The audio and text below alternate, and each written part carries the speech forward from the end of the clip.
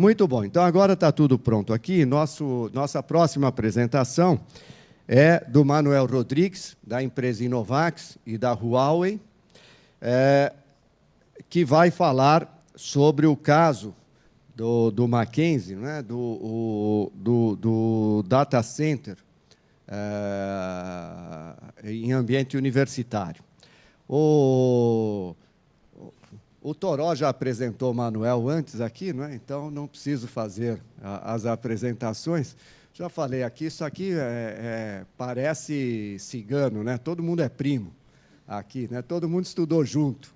Né? O orientador de um cara é sócio do outro, fez pesquisa com não sei quem, publicou artigo com o outro.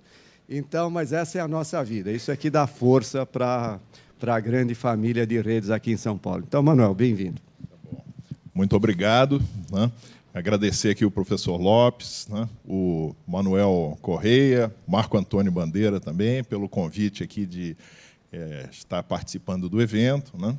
Agradecer a Huawei também por ajuda no patrocínio e agradecer a presença de todos. Né? É uma honra estar aqui. Né? Então, só comentando, né, de como o mundo é pequeno, né? Então, essa colaboração, né, que nós lá fizemos com o Toró, né, no projeto 4K 3D, começou também por acaso, né? Que eu estou chegando em Brasília, enquanto o Toró no aeroporto, né? E ele indo embora. Né? Aí a gente conversou, tal, ele me mostra o vídeo, né, com o evento que tinha ocorrido lá em San Diego. Né? Aí eu olho assim e falo, ô Toró, esse aqui é o Ramesh Rao. Ele fala, sim, claro, é o Ramesh Rao. O Ramesh Rao foi o meu advisor. Puxa vida, que bacana! E a segunda coincidência é que, no dia seguinte, o Toró estava indo para San Diego. Ele falou, então eu vou tirar uma foto sua aqui no celular para eu levar, o Ramesh Rao vai ficar feliz, né, de ter notícia sua. Mas aí eu olhei assim a foto do Ramesh Rao e falei, puxa vida, mas como ele envelheceu, né? E eu não estava olhando no espelho, né? Os meus cabelos brancos aqui não enganam, né? Mas só sei que Toró chega lá em San Diego, encontra com o Ramesh Rao, aí fala que encontrou, ele fica muito feliz, mostra a minha foto. Aí o Ramesh Rao olha assim, puxa, mas como ele envelheceu. Então, enfim, mas muito bom. E aí o meu advisor falou com o Ramesh, falou com o Toró e insistiu muito, e aí nós acabamos colaborando e fazendo esse projeto junto, que é simplesmente espetacular, né? Esse projeto 4K 3D.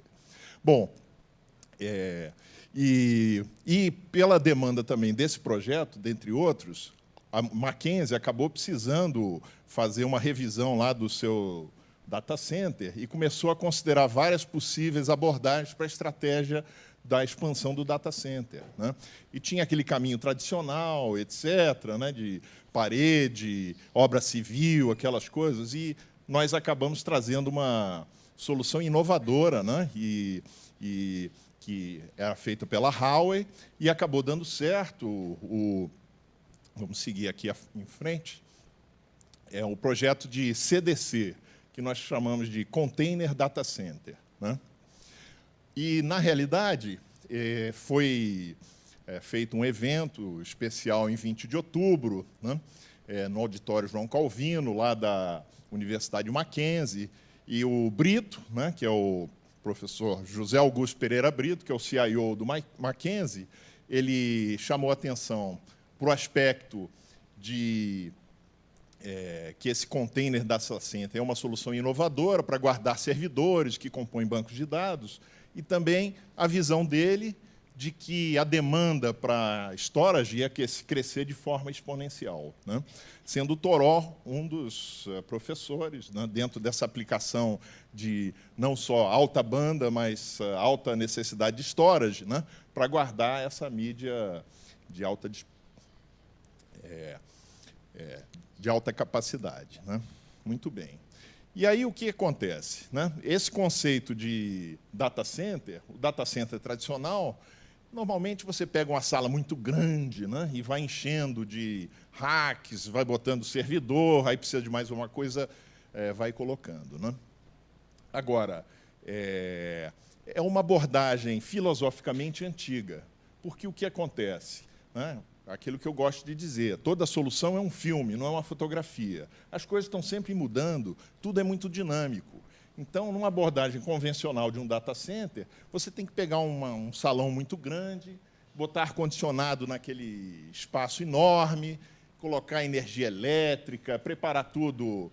E aí, aos pouquinhos, você vai preenchendo. Então, se a coisa não for conforme o plano, aquilo vai passar 20 anos e vai ficar vazio. Se a previsão foi aquém da necessidade, né, vai ser aquele desespero, aquela correria, sempre vai faltar infraestrutura.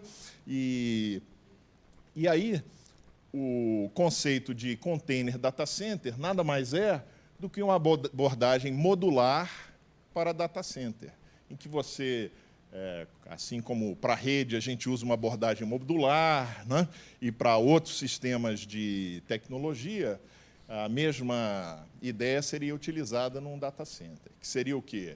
Né? Elementos específicos, autocontidos, e que cada elemento desse já resolve 100% o problema do data center.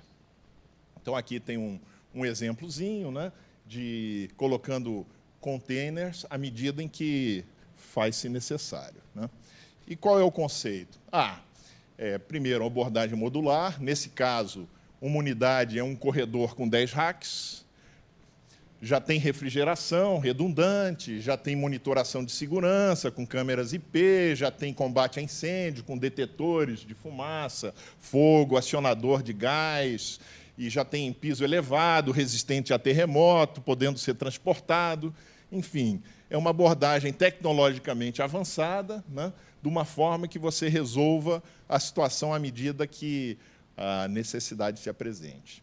E, além disso, né, uma vez que você tem controle sobre aquele ambiente, né, o desenho de fluxo do ar é feito de forma otimizada, com uma engenharia de forma que o ar frio entra, ele esquenta à medida que ele está resfriando os equipamentos, e ele vai para um corredor de ar quente, e aquele ar quente não se mistura com o ar frio, ele é enviado para fora do container, criando um processo de otimização dentro da abordagem verde, né, que faz parte da nossa contemporaneidade, né, de buscar ter sistemas eficientes, né, e que cuidem do nosso meio ambiente. E, além disso, ele já tem todas as características de um data center de nível 3, de acordo com o TIA. Né? Muito bem. Então, uma abordagem bastante interessante. Aqui está o jeitão dele. Né? Então, é uma abordagem bastante interessante. Ali onde tem a figura do visitante, ali é o corredor de ar frio. Né? Então, também isso foi bem desenhado. Né? Imagina se a gente tivesse que entrar no corredor de ar quente. Né? E aí o corredor de ar quente era a parte de trás dos equipamentos, seguindo já as melhores práticas de um data center, né, em que a refrigeração é da parte da frente para a parte de trás dos equipamentos.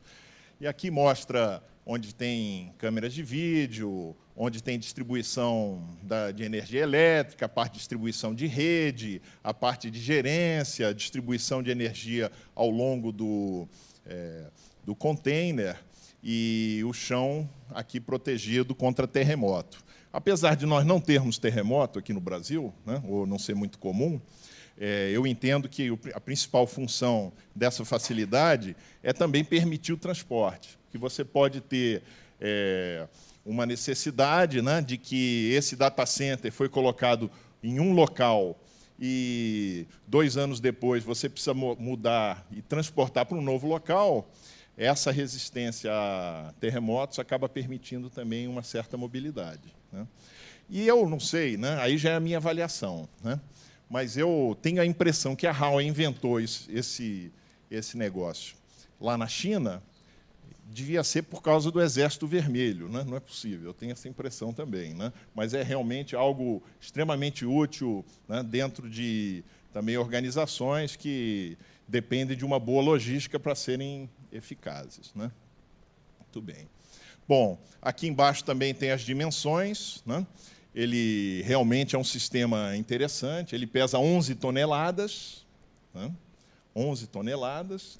e ele tem 12 metros de comprimento e 2,5 de altura e largura, né? Então, essa é a dimensão, mais ou menos, do sistema. Muito bem.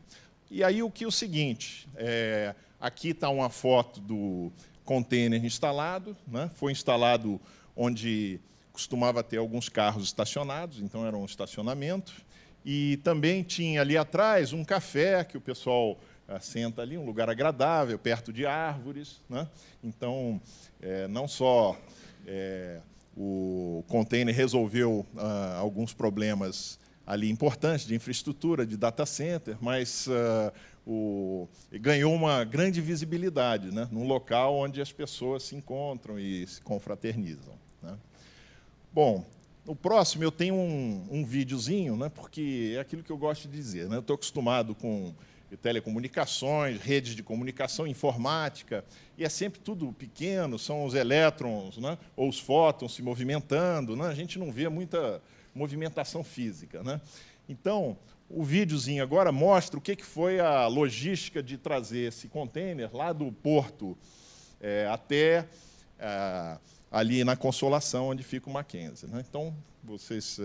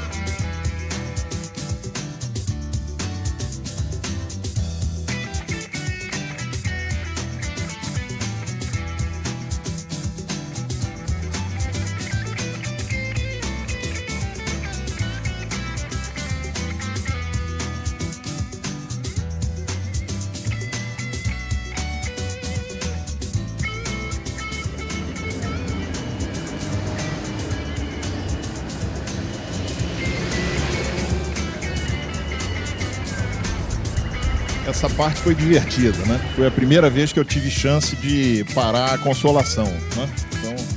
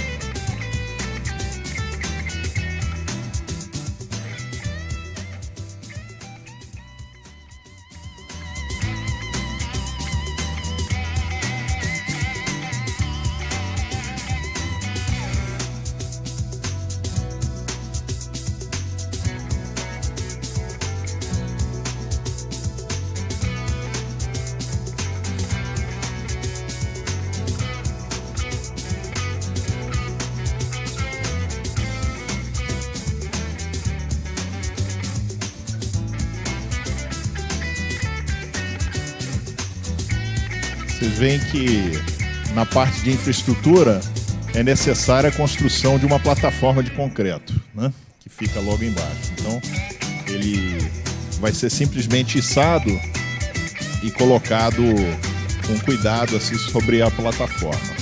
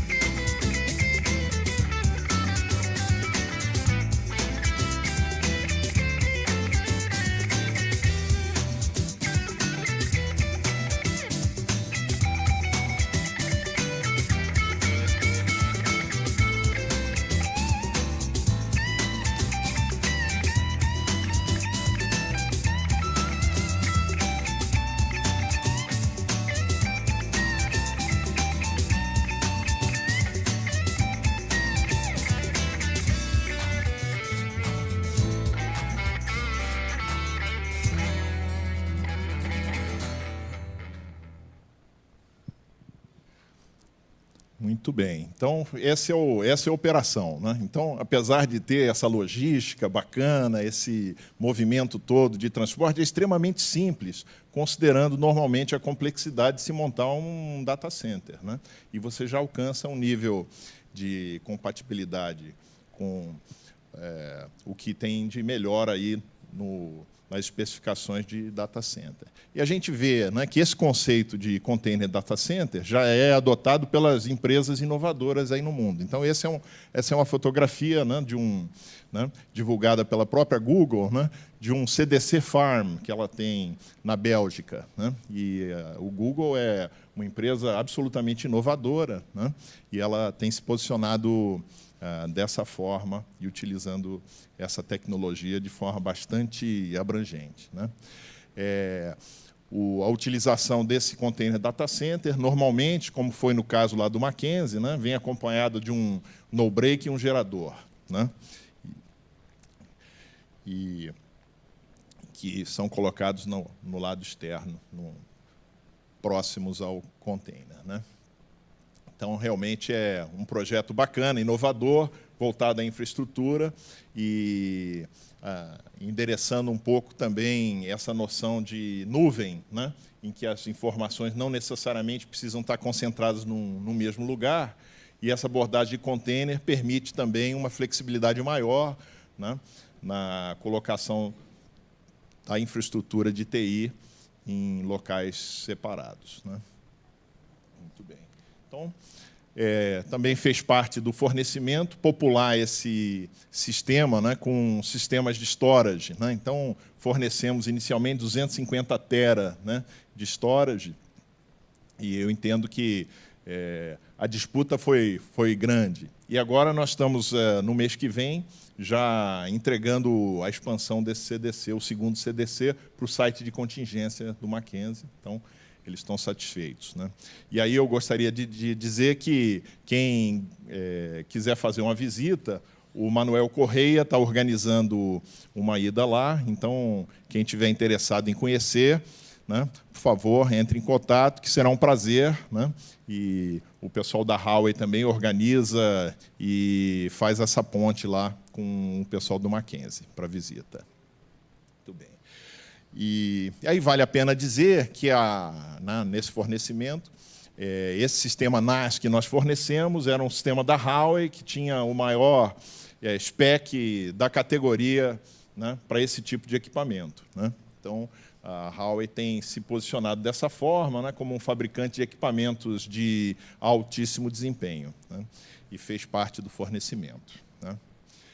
Muito bem. Agora, como esse evento também fala sobre SDN, Open Fabric, OpenStack, né, e OpenFlow, então, apresentar um pouquinho também a visão da Huawei com relação a esse movimento. Então, o suporte a esse tipo de tecnologia está previsto dentro da estratégia da Huawei, do que a Huawei chama de Cloud Fabric, e que inclui toda a infraestrutura de comunicação e a estrutura de processamento, também estrutura de storage e uma visão de rede fim a fim, né? End-to-end network, em que, na sua visão de futuro, esse controle, né, sobre a estrutura da rede, né, que faz parte do desenho do OpenFlow, né, já está integrado dentro de uma visão desde o data center, né, passando pelas redes WAN até os outros data centers que formam a estrutura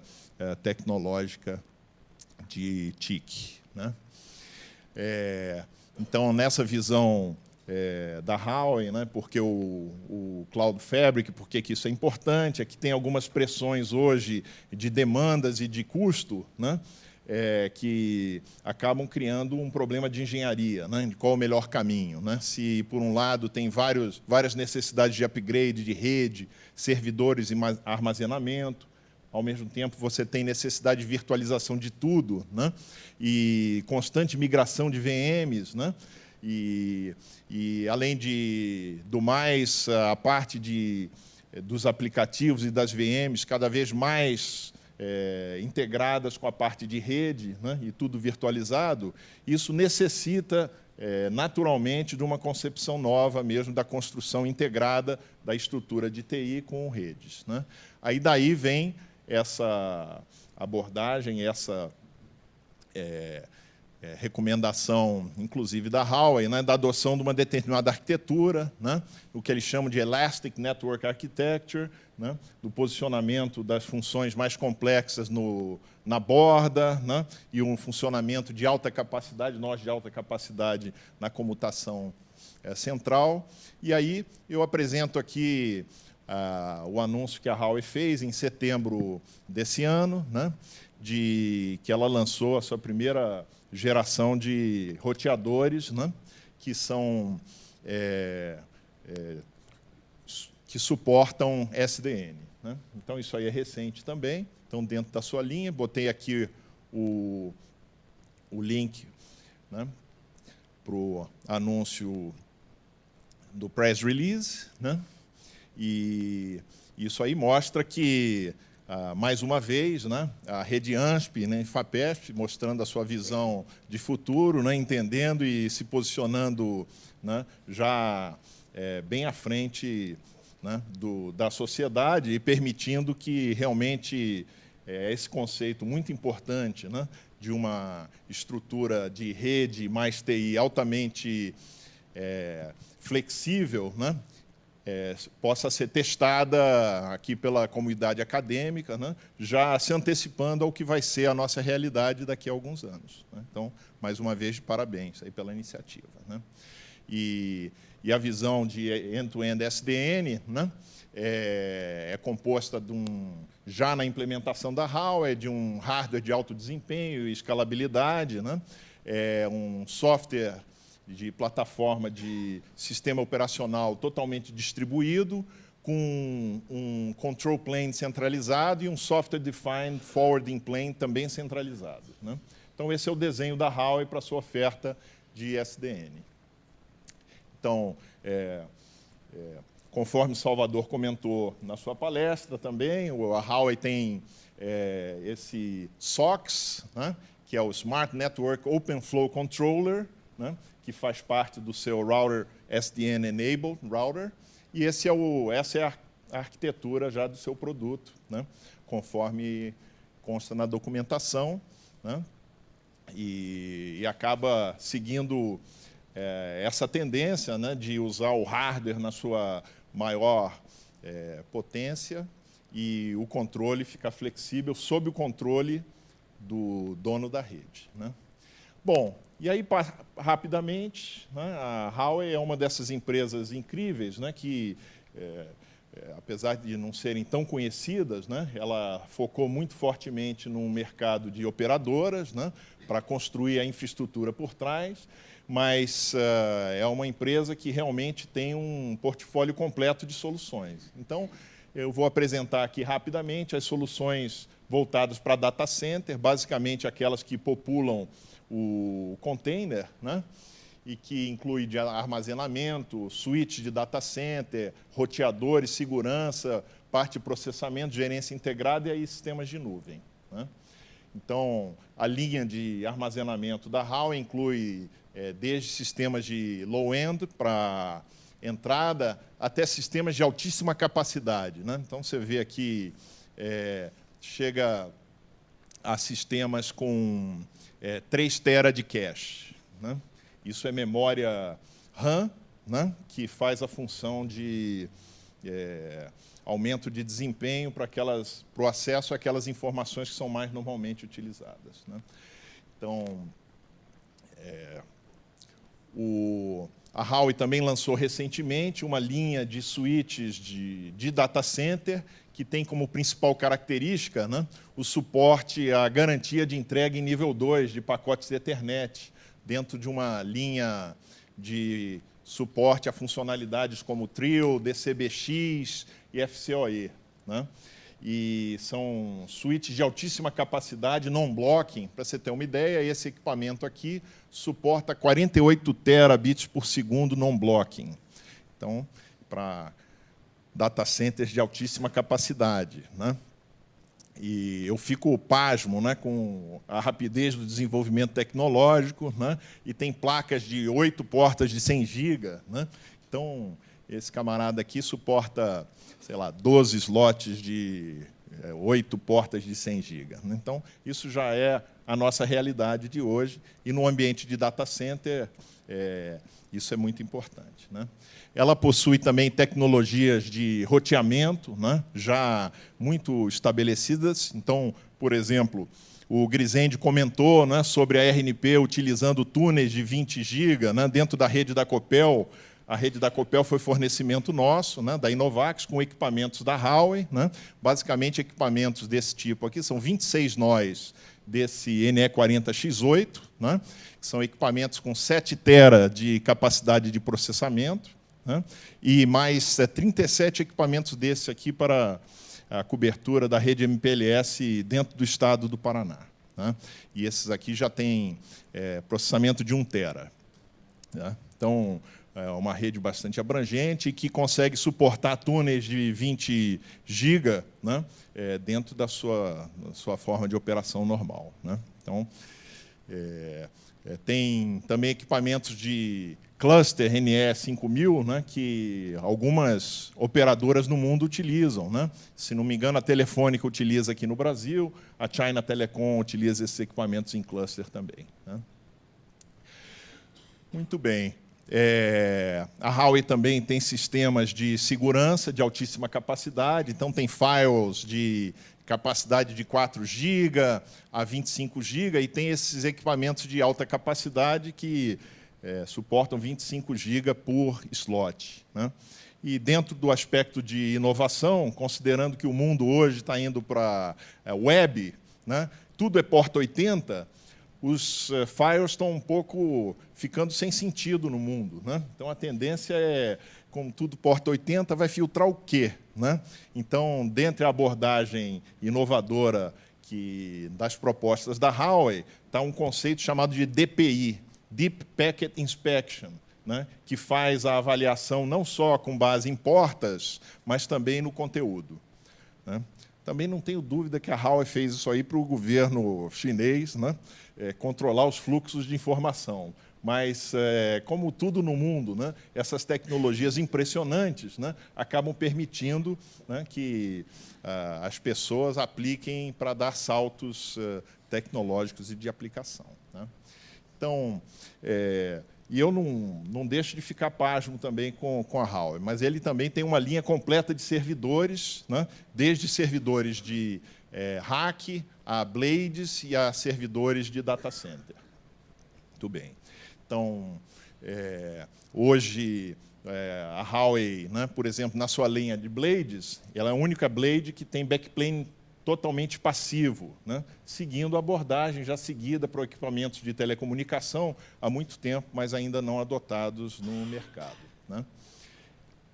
E sistema integrado de gerência, né, que consegue gerenciar todos esses sistemas, e sistemas em nuvem. Né. Então, essa é uma questão relevante hoje, né, porque a gente compra infraestrutura, né, e alta capacidade de comunicação, processamento, mas vai fazer o quê com isso? Então, tem algumas aplicações inovadoras. A Huawei tem um sistema de storage distribuído, que você consegue montar sistemas distribuídos de 185 petabytes. Né? Então, altamente escalável, já numa estrutura distribuída. Né? Então, vamos imaginar vários containers data centers desses espalhados em campos diferentes, sincronizando como um único sistema de storage. Ou uma plataforma de serviço de disco web, por exemplo. Então, se uma universidade resolve prover um serviço do tipo Dropbox, só que ao invés de público, né, privado, né, a Huawei possui solução de serviço de cloud para montar o seu Dropbox privado. Né. Tem também um serviço de virtualização. Né. Então, a Huawei fez doação de um sistema, por exemplo, de desktop virtualizado, né, para o Ministério de Ciência e Tecnologia, que você usa o seu Mac, mas se você precisar abrir uma janela e rodar os aplicativos em Windows, você faz isso de forma transparente. Né. E, além disso, nós usamos algumas estruturas de virtualização baseados em hypervisors do mercado e com gerência de virtualização de um parceiro nosso, NetIQ, né, que gerencia virtualização através de múltiplos hypervisors, né, algumas dos desafios que foram conversados ao longo do evento, né, de movimentação de VMs. Então, isso já é possível fazer de forma transparente, inclusive na falha de um VM, automaticamente copiar e ativar a mesma VM numa outra estrutura redundante, por exemplo, num outro container data center, numa outra localidade, de forma transparente. E sistema de balanceamento, né, o F5 foi comentado aqui, e ele acaba sendo um papel importante, né, como balanceador de carga, numa estrutura de serviços de data center que precisam estar disponíveis, porque ele garante que fluxos de acesso só são direcionados para aplicativos que estão ativos e um firewall de aplicação que evita ataques diretamente aos aplicativos. Bom, dito isso, eu faço a conclusão, né, e de que o papel da Inovax, né, já é no seu nome, a gente está aqui para trabalhar com inovação, né, mas a gente sabe que a inovação, ao longo da história e dos milênios, é alcançada através de tecnologia mesmo, mas não basta tecnologia, né? Nós estamos falando de realização. Isso se faz através de responsabilidade, de equipe bem preparada, de compromisso com a realização, da criação de confiança, de implementação com qualidade, na busca de eficácia, na ética e no relacionamento de longo prazo, porque nada se faz do dia para a noite, né? Então, tudo se constrói. E nós estamos aqui para apresentar o que nós acreditamos e, buscando, assim, estarmos no início de um trabalho aqui de longo prazo, que todos nós vamos nos orgulhar quando olharmos para trás, né? Bom, então, eu acho que o meu tempo já se esgotou, mas eu, mais uma vez, agradeço e fico à disposição para perguntas. Muito obrigado.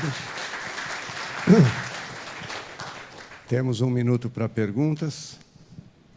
Pergunta? Não, muita informação. Se dá muita informação, tem pouca pergunta. O pessoal fica meio atônito. Só para... Bom, encerrando, o Manuel, além de ser amigo do Toró, né? Já vimos aqui, tem uma coisa importante sobre o Manuel e a Inovax. Eles tiveram, recentemente... a Inovax tem um defeito, não é uma empresa carioca, não é paulista, né? Ninguém é perfeito.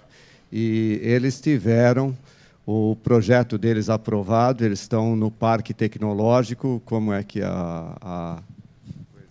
Isso, estamos no Parque Tecnológico da UFRJ, né? Depois de termos incubado o nosso processo de desenvolvimento lá na incubadora da COP, né? Da COPTEC, e lá nós participamos do Parque Tecnológico como se fosse a cadeia produtiva ali da Petrobras, né? Então, estamos juntos da Schlumberger, da GE e de outras multinacionais e outras empresas de tecnologia, e temos essa especialização de desenvolvimento de soluções de comunicação em tempo real, em cima de protocolo SIP.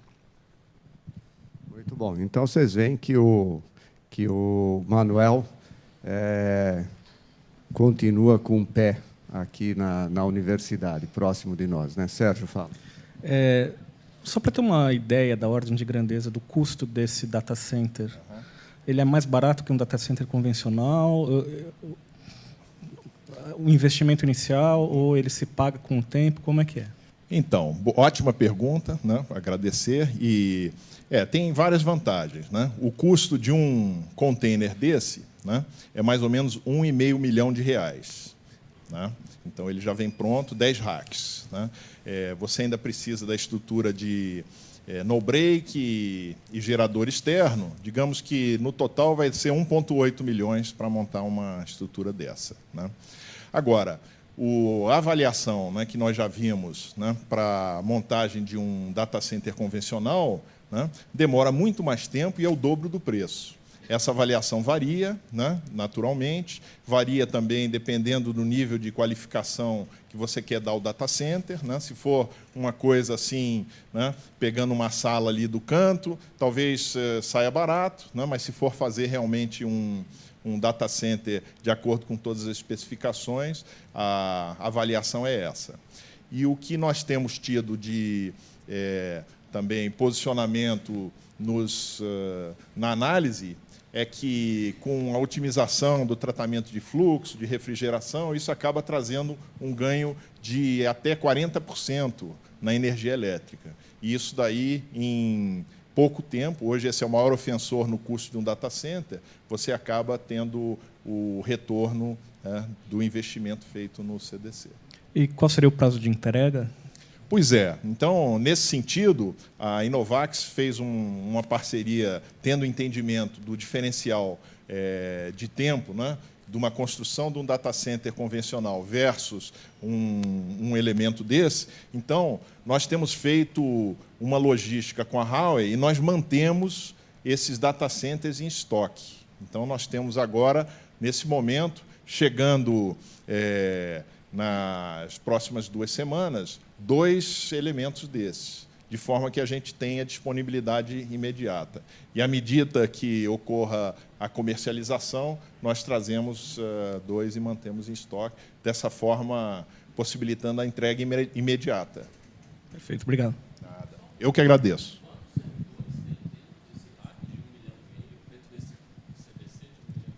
Pois é, então a pergunta é quantos servidores tem, né? Então, na realidade, o CDC ele vem com 10 racks vazios, né? Então, ele vem com toda a estrutura, a infraestrutura para a colocação dos equipamentos. Agora, é importante atentar também que esse equipamento ele é posicionado, né, de acordo com a capacidade de resfriamento, né, e que o posiciona como um data center para uma mistura de processamento com storage. Porque o que ocorre? Se você for lotar esse CDC só com processamento, a geração de calor é muito alta, além da sua capacidade de resfriamento. Então, ele é um CDC desenhado para um certo uso balanceado, né? Equilibrado, né? Então, um mix de processamento e storage. Mecanismo de segurança contra incêndio? Isso. Tem algum mecanismo de segurança contra incêndio, por exemplo? Tem alguns mecanismos de segurança. Tem segurança de acesso, né? E tem medida de fumaça e fogo. E tem também um mecanismo de acionamento automático de gás para eliminar o fogo. Então, isso aí, de acordo com as regras do TIA, né, para que ele se qualifique como um nível 3, um data center nível 3. E o tamanho é padrão, 10 para 10 racks ou tem menor? Ele também tem um menor, né, para 4 racks, né, metade do tamanho, né? Mas esse nós ainda não implantamos aqui no Brasil, né? Nós já temos vários desses de 40 pés, né, de 12 metros implantados, né? Mas também é bastante interessante, é uma solução, né, eu diria, mais comum, né? Mais comum. Acho que a necessidade para 4 racks ela é mais comum. O que acaba acontecendo, né, e nos projetos que a gente tem discutido, é que é aquele negócio, você sempre tem o risco de ter sucesso, né? E quando você tem sucesso, a demanda é sempre maior do que o que você estava preparado. Então, nos projetos que a gente tem feito, acaba funcionando mais ou menos assim. Olha, 4 racks daria, mas se der certo, né, aí a nossa recomendação tem sido na implantação de uma estrutura maior. Muito bom. Tá, eu vou interromper aqui as perguntas, porque a gente está passando do limite de tempo aí. Então, Manuel, muito obrigado por sua gentileza, por vir aqui. Muito bom.